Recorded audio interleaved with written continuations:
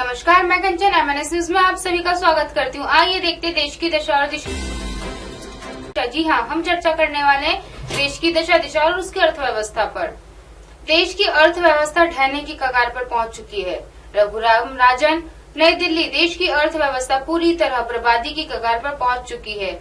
यदि अब नहीं बचाया गया तो देश को भारी नुकसान उठाना होगा।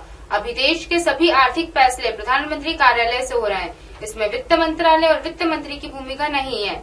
40 साल पीछे खसक जाएंगे यदि नहीं जागे तो।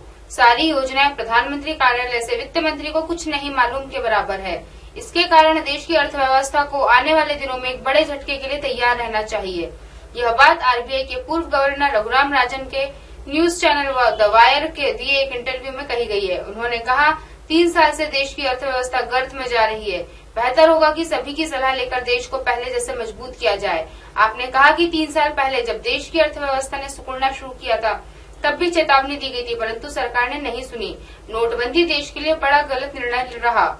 GDP में भारी गिरावट दर्ज की गई। लाखों लोग बेरोजगार हो गए। अब देश की अर्थव्यवस्था कहने की तैयारी में आ गई है। सरकार कारपोरेट घरानों और उद्योगों को राहत दे रही है। आम आदमी को कोई लाभ नहीं मिल रहा है। देश की अर्थव्यवस्था 40 साल पीछे खसकने की हालत में आ गई है।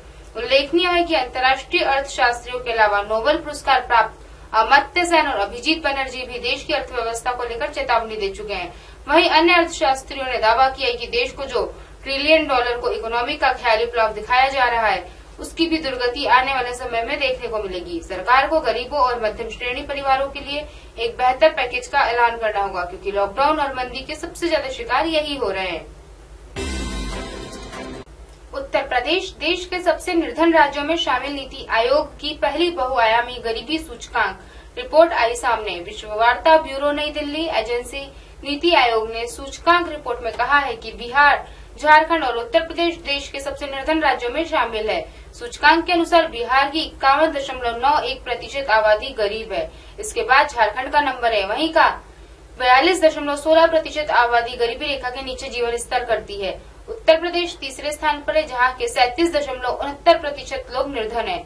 मध्य प्रदेश में 36.65% और मेघालय में 32.67% लोग गरीब हैं। देश के जिन राज्यों में सबसे कम गरीबी है उनमें केरल 0.71% शीर्ष पर है। इसके अलावा इसके बाद गोवा, सिक्किम, तमिलनाडु और पंजाब का स्थान है।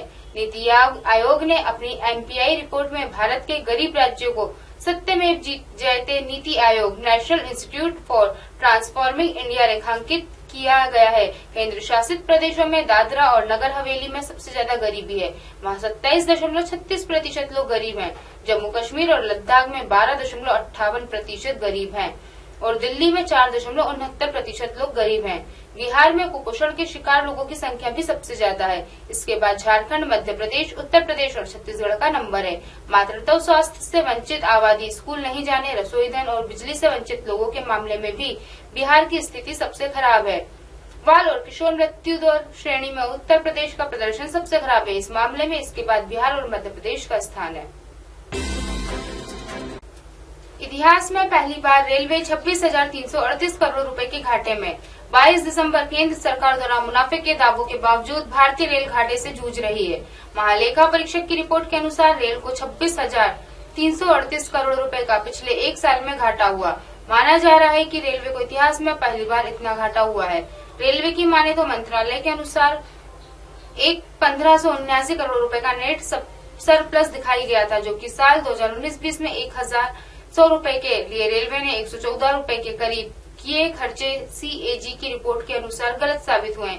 CAG ने रेलवे वित्त प्रतिवेदन पेश किया था। प्रतिवेदन के 3 अध्यायों में इसे 26,326.29 करोड़ रुपए का घाटा बताया गया। सामान्य तौर पर इसे ऐसे समझा जा सकता है कि साल 19-20 में 100 रुपए कमाने के लिए रेलवे ने 114 रुपए के करीब खर्च किए, जबकि रेलवे विभाग की बैलेंस शीट में इस वित्तीय वर्ष में परिचालन अनुपात 98.36% अनुमानित बताया गया था। आज की खास खबरों को यहीं विराम देते हुए कल फिर मिलेंगे इसी समय इसी जगह। देखते रहिए MNS न्यूज लाइव, क्योंकि सच जरूरी है। नमस्कार।